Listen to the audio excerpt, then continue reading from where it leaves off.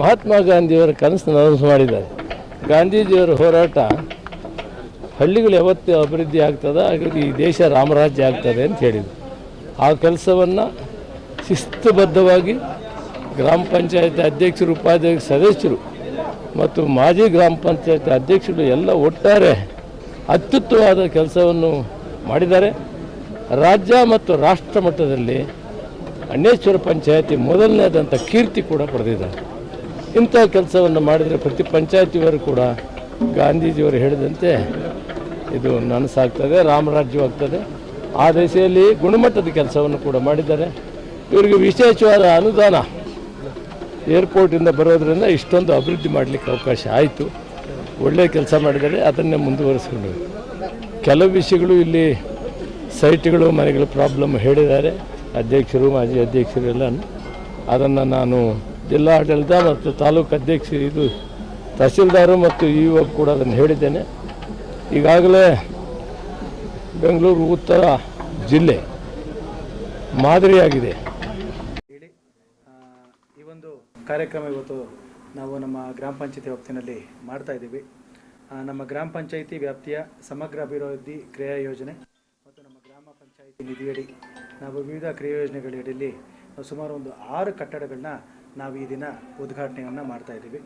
ಈ ಹಿಂದೆ 2024 ಡಿಸೆಂಬರಲ್ಲಿ ಮಾನ್ಯ ಶಾಸಕರೇ KH ಮುನಿಯಪ್ಪ ಸರ್ ಶಾಸಕರೇ ಆಗಮಿಸಿ ಇದೇ ಒಂದು ಜಾಗದಲ್ಲಿ ಶಂಕುಸ್ಥಾಪನೆ ಮಾಡಿ ನಮಗೆಲ್ಲ ಒಂದು ಇದು ಕೊಟ್ಟಿದ್ರು, ಬೇಗ ಒಂದು ಕಟ್ಟಡಗಳನ್ನೆಲ್ಲ ಮುಗಿಸಿ ಅಂತ.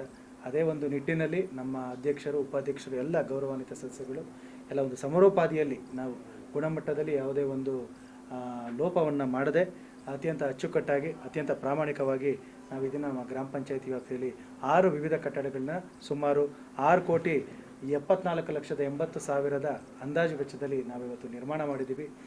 ಈ ದಿನ ನಾವೆಲ್ಲ ಇರೋದು ಒಂದು ಗ್ರಾಮಸೌಧ. ಇದೊಂದು ವಿನೂತನವಾದಂಥ ಕಟ್ಟಡ. ನಮ್ಮ ಗ್ರಾಮ ಪಂಚಾಯಿತಿಗೆ ಸಾರ್ವಜನಿಕರ ಅಹವಾಲು ಅಥವಾ ಸಾರ್ವಜನಿಕ ಅರ್ಜಿಗಳು ಜಾಸ್ತಿ ಇದ್ದಂಥ ಸಂದರ್ಭದಲ್ಲಿ ನಮಗೆ ಈ ಹಿಂದೆ ಇದ್ದಂಥ ಕಟ್ಟಡ ಚಿಕ್ಕದಾಗಿದ್ದರಿಂದ ಈಗ ಒಂದು ನೂತನ ಕಟ್ಟಡ ನಾವು ನಿರ್ಮಾಣ ಮಾಡಿ ಒಂದು ಸುಸಜ್ಜಿತವಾಗಿ ನಾವು ನಿರ್ಮಾಣ ಮಾಡಿದ್ದೀವಿ. ಈ ಒಂದು ನಮ್ಮ ನಿರ್ಮಿತಿ ಕೇಂದ್ರ ಬೆಂಗಳೂರು ಗ್ರಾಮಾಂತರ ಜಿಲ್ಲೆಯವರು ಅನುಷ್ಠಾನ ಮಾಡಿದ್ದಾರೆ. ನಮ್ಮ ಅಧ್ಯಕ್ಷರು, ಉಪಾಧ್ಯಕ್ಷರು ಎಲ್ಲ ಗೌರವಾನ್ವಿತ ಸಸ್ಯಗಳು ಇದಕ್ಕೆ ಕೈ ಜೋಡಿಸಿ ಒಂದು ಕಾರ್ಯಕ್ರಮವನ್ನು ಅತ್ಯಂತ ಬೇಗ ಒಂದು ಕಟ್ಟಡ ಕಾರ್ಯಕ್ರಮ ಮುಗಿಯೋಕ್ಕೆ ಅನುವು ಮಾಡಿಕೊಟ್ಟಿದ್ದಾರೆ. ಎಲ್ಲರಿಗೂ ನಾವೊಂದು ಕಾರ್ಯಕ್ರಮದ ಮುಖೇನ ನಿಮ್ಮೆಲ್ಲರಿಗೂ ನಾನು ಅವ್ರಿಗೂ ಸಹಿತ ರಾಜ್ಯದ ಬೇರೆ ಅಭಿನಂದನೆಗಳನ್ನು ಸಲ್ಲಿಸ್ತೇನೆ. ಸರ್, ನಾವು ಈ ಒಂದು ಗ್ರಾಮ ಪಂಚಾಯಿತಿ ಕಟ್ಟಡನ ISO ಸರ್ಟಿಫಿಕೇಷನ್ ತಗೊಳ್ಳುವಂಥ ನಿಟ್ಟಿನಲ್ಲಿ ಅದರ ಮಾನದಂಡಗಳೇನಿದೆ ಆ ಮಾನದಂಡಗಳನ್ನು ಪೂರೈಸುವ ನಿಟ್ಟಿನಲ್ಲಿ ನಾವು ಕಟ್ಟಿದ್ದೀವಿ. ಹಾಲುಣಿಸುವ ಕೇಂದ್ರ ಮಾಡ್ತೀವಿ, VAಗಳಿಗೆ ಕೊಡ್ತೀವಿ, ಮತ್ತು ಕಾಯುವಂಥ ಒಂದು ಸಾರ್ವಜನಿಕರಿಗೆ ವಾಚನಾಲಯನ ನಿರ್ಮಾಣ ಮಾಡ್ತೀವಿ, ಮತ್ತು ವಿಶೇಷಚೇತನರಿಗೆ ಯಾವುದೇ ರೀತಿ ತೊಂದರೆ ಆಗಬಾರ್ದಂಥ ಸೌಕರ್ಯ ಮತ್ತು ಲಿಫ್ಟ್ ಸೌಕರ್ಯಗಳನ್ನು ನಾವು ಕಲ್ಪಿಸಿದ್ದೀವಿ. ಮತ್ತು ಗ್ರಾಮ ಸಭೆಗೆ ನಾವು ಪ್ರತಿ ಬಾರಿ ನಾವು ಪೆಂಡಲ್ ಹಾಕ್ಬಿಟ್ಟು ಆಚೆ ಕಡೆ ಮಾಡಬೇಕಾದಂಥ ಸಂದರ್ಭ ಬಂತು.